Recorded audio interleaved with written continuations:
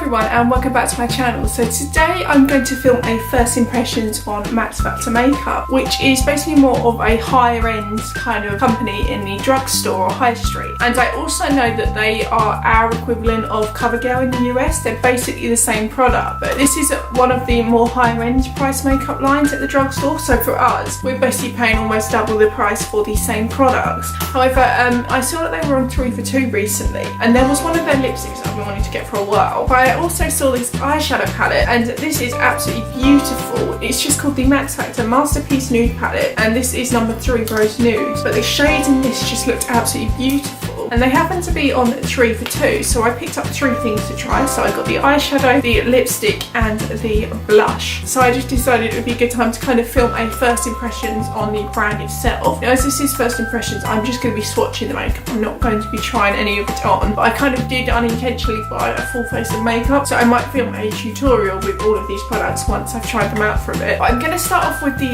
lipstick because this is kind of the thing that I wanted the longest, and it doesn't have a name, it's just one of their regular lipsticks. But the reason I wanted this is because the name is Rosewood, which is basically, if you're a Pretty Little Liars fan, it's the name of the town that they all live in. So I've kind of been wanting to try it just for the name. It is also a really pretty red colour as well. I will include up close swatches and everything at the end. But I believe this was around £8. I can't remember the exact prices, so I will link them all below. I'm probably not going to buy any more of their lipsticks, but I just wanted this one purely for the name, and there were a couple of other products I wanted as well. So just from swatching this swatches really well. It was really creamy and buttery to apply. Really hope that swatch is focused. It's just a really pretty subdued red. It's almost a red with a hint of pink in it. It's absolutely beautiful. I think I'm going to get a little wear out of this because I really do struggle to wear red lipsticks. I do want something that I can wear that will suit my skin tone, and I think this will suit me. In fact, I am actually going to try this on now and see what it looks like.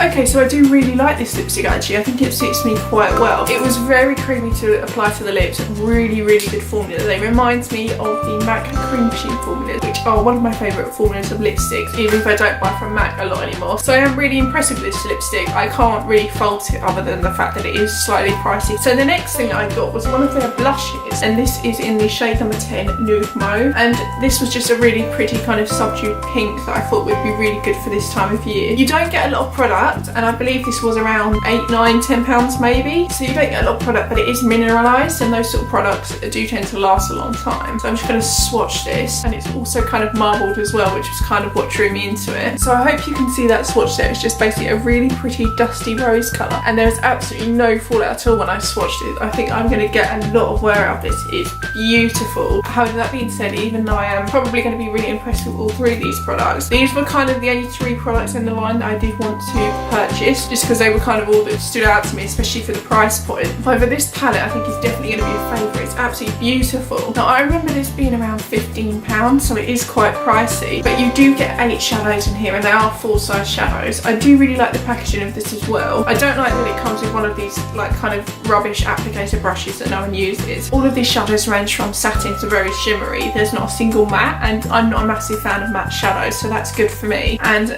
just the 2 that really stood out to me are this kind of like peachy gold colour here, and then this really beautiful like burgundy colour on the end. So I'm going to swatch these now and see how they apply. Wow, look at that pigment. That's just the first one. I think that the formula of these is going to be amazing. They feel really buttery as well. There is a bit of fallout, they do crumble up a bit, but the pigmentation is really good. Okay, so that was the eyeshadow palette swatch. There wasn't a single bad colour in this. All of the colours were really buttery and really smooth to apply. There was a tiny bit of eyeshadow fallout, but they're just really opaque, and I think these are absolutely beautiful. I'm really impressed with this palette. I think I'm going to get a lot of use out of this. I think this is probably going to be my go-to winter eyeshadow palette because it's going to be great for travel. I'm probably going to wear it a lot with this blush, but I don't think I'm going to wear the lipstick when I wear this kind of look, because I don't think all 3 products will necessarily go quite well together. But overall, as a first impressions of the kind of brand, I am really impressed with this. But I can't fault these other than the price. They're really good products. So that was my kind of like quick review of the Max Factor makeup that I picked up. I hope you enjoyed the video. Be sure to subscribe if you did, because I upload new videos every 2 days, and I'll see you next time. Bye.